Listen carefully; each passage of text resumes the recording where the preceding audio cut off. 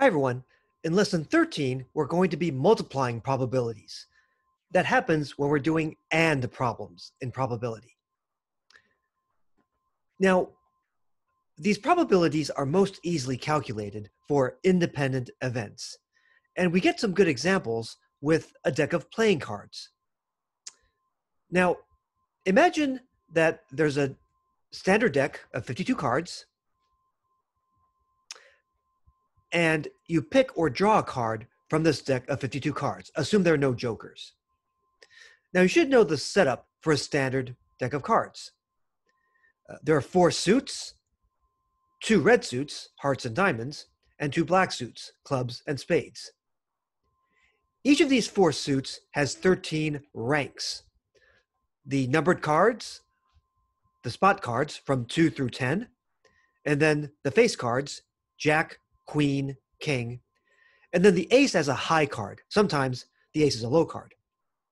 This grid represents the deck of 52 cards in order. It's almost like a freshly made pack of cards you buy at the store before it's shuffled. 13 ranks, 4 suits. Each of the 4 suits has the 13 ranks. Each of the 13 ranks come in 4 suits. 13 times 4 is 52. So 52 cards total. I have 3 questions for you.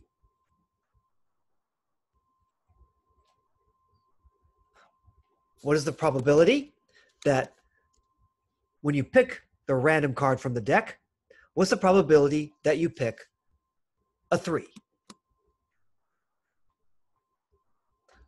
The probability that you get a card with rank 3. What's the probability that you get a heart, like the Tin Man? What's the probability that you get a card whose suit is hearts? And finally, what's the probability that you get the 3 of hearts? Okay, that is, what's the probability that you get a card that is rank 3 and suit hearts? Rank 3 and suit hearts. Notice it's an AND problem. Remember, in this grid, this cell, for example, represents the 2 of hearts. This represents the 2 of diamonds. This here represents the 3 of hearts. That's the card I'm talking about.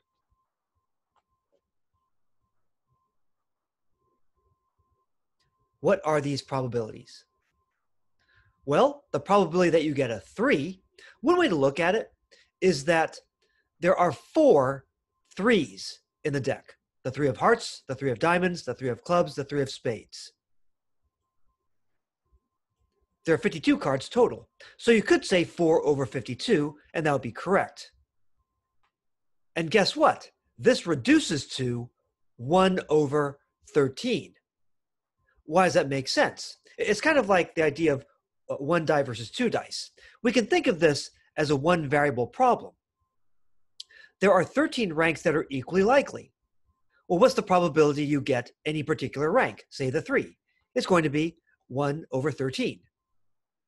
The probability of getting a jack is 1 over 13, and so forth. Likewise, what's the probability of getting a heart?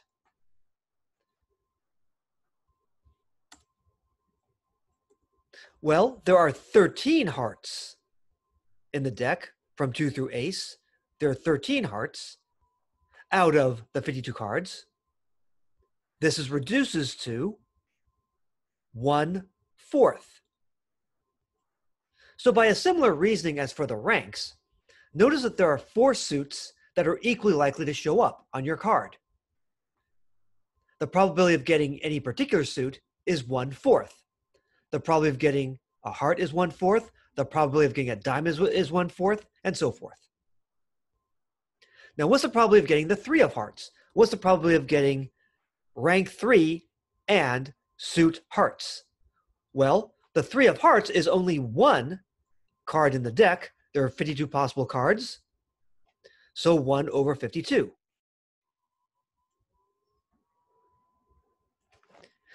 Now, how is this probability, the 1 over 52, related to these other 2 probabilities? Well, notice that 1 over 13, the probability of getting a 3, times 1/4, the probability of getting a heart, is 1 over 52, the probability of getting a 3 and a heart. And that's not a coincidence. This is because of independence. Because, as far as probability goes, the rank of the chosen card and the suit of the chosen card are independent. What does that mean? Let's say that you draw a card from the deck. It's still face down. You don't know what it is yet.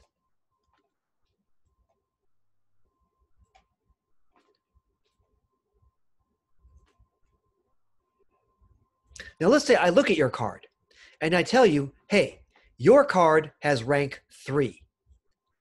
Does that give you any information whatsoever about what suit it is? Hearts, diamonds, clubs, or spades? The answer is no. It gives you no information whatsoever.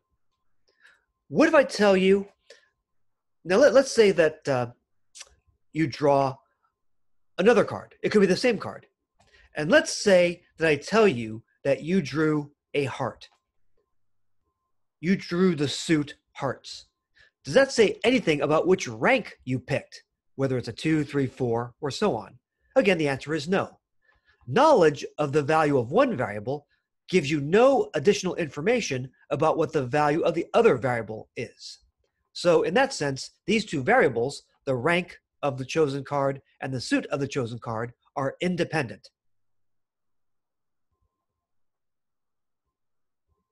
This is a recap of what we did earlier.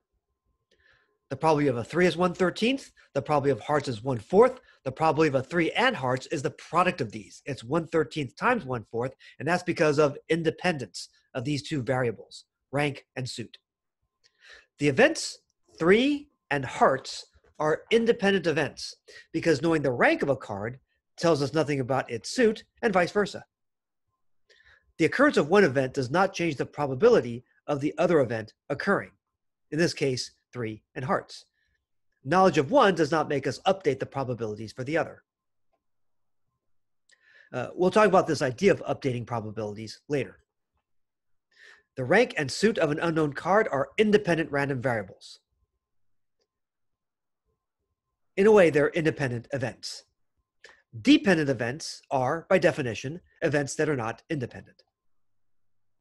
So for example, the events 2 and 3 are dependent because if you know that you've drawn a 3, there's no way you've drawn a 2.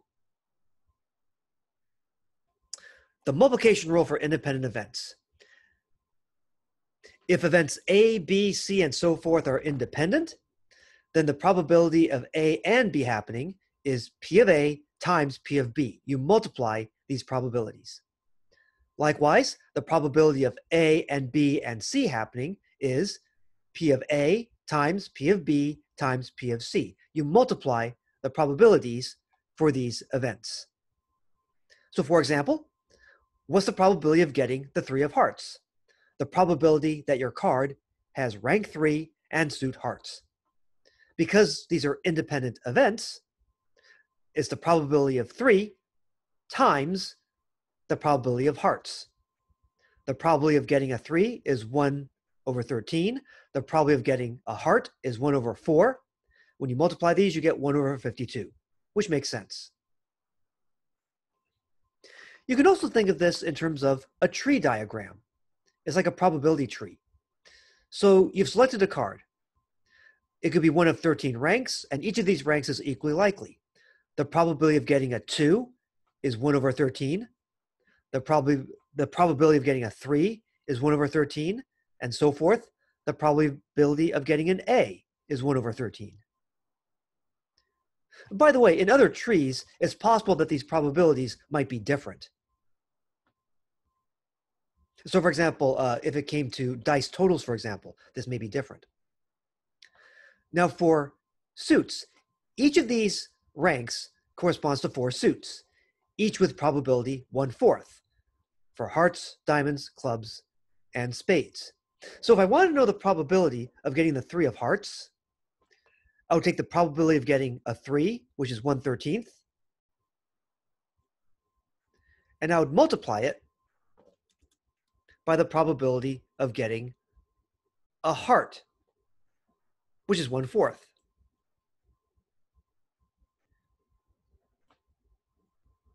Again, when you multiply these together, 1/13 times 1/4 is 1/52. So the probability of getting a 3 and a heart is obtained by multiplying the probabilities on these branches. That's the end probability for the entire path, 3 and hearts, 1/52. In fact, that's the probability for any card in the deck.